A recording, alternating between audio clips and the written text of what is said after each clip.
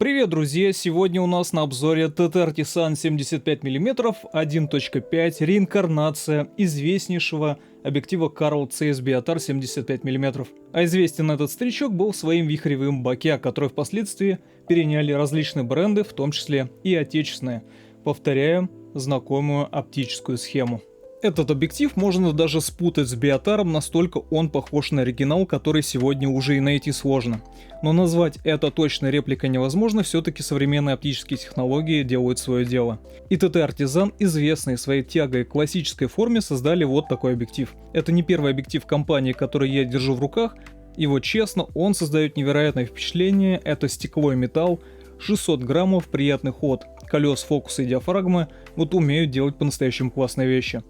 Подключается к фотоаппарату он через переходник с креплением М42, это даже хорошо, потому что байонет у беззеркалок Nikon относительно новый, а объективов с креплением М42 у меня много.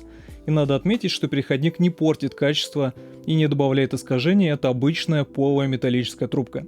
Учитывая фокусное расстояние объектива в 75 мм, он как бы подсказывает, что создан для портретной съемки, на которую я отправился, ведь основная особенность этого объектива, в отличие от огромного количества мануальных стекол, это закручивающиеся боке.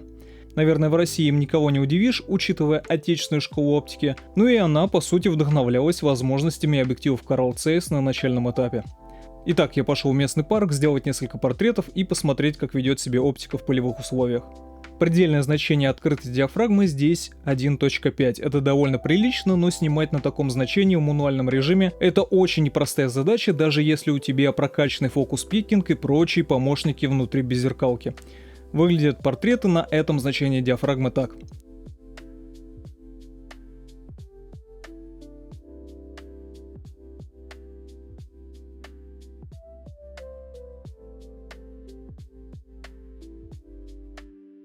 Снимать, честно скажу, очень и очень непросто. Сложно попасть в фокус, потому что глубина резкости настолько маленькая, что это просто тяжело сделать физически, особенно если снимаешь крупные портреты.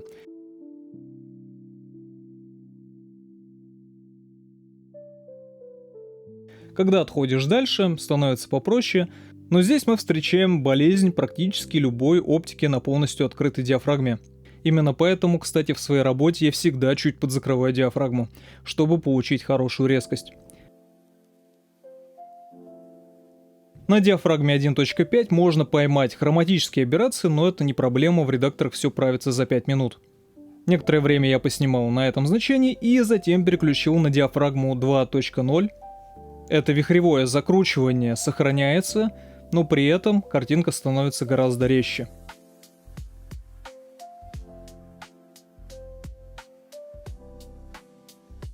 По понятной причине при фотосессии не стоит размещать объект съемки близко к углам кадра, потому что появляется софт-эффект и он не пропадает до значения диафрагмы в 4.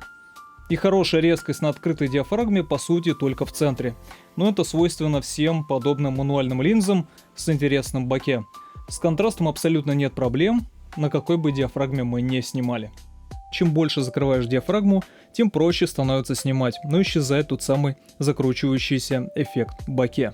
Поэтому съемка на такой объектив это всегда выбор прямо в процессе съемки.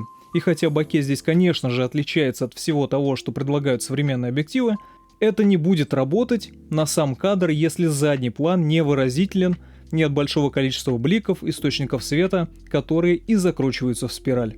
Это ключевая штука для любого объектива с нетипичным боке. Без продуманного переднего и заднего планов такие объективы теряют свой шарм. И нет никакого смысла снимать на TT Artisan, если для вас боке ничего не значит.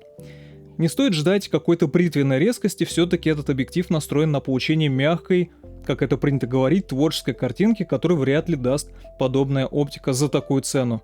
Но при этом есть интересная особенность. Снимая на диафрагме 2, вы не заметите софт-эффекта, пока не приблизите изображение на 100%. Но кто сегодня имеет доступ к оригинальным кадрам, чтобы зумить их на это значение?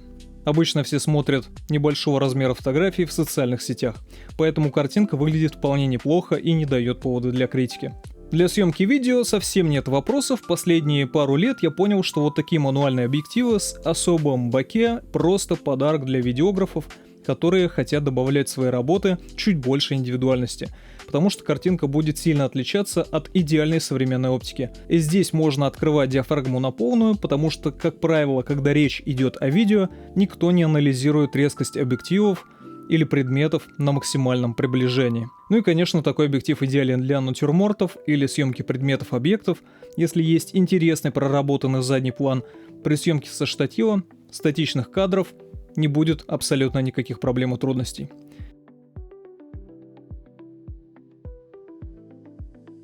Так как этот объектив мне на обзор присылали прямиком из Китая, за что большое спасибо менеджерам из TT Artisan, я не посмотрел на его стоимость, но зайдя на местные маркетплейсы, понял, что она крайне невысока. Это действительно скромная цена, учитывая качество и оптические свойства. Конечно, этот объектив не для всех, а скорее нацелен на творческих фотографов, которые хотят поэкспериментировать с мануальной оптикой, но боятся приобретать старые стекла, потому что, будем честными, не все, что можно купить из старины, будет хорошим по качеству. Здесь же современные технологии, идеальное стекло без примесей, и судя по прямому сравнению TT Artisan и CS Beatar у других блогеров, Beatar сдает, особенно по цветопередаче. Прошли уже десятки лет, было бы странно считать иначе.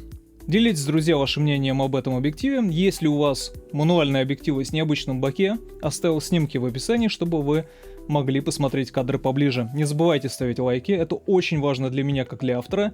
Подписывайтесь на той площадке, где смотрите это видео. Желаю хорошего дня и увидимся в следующих роликах.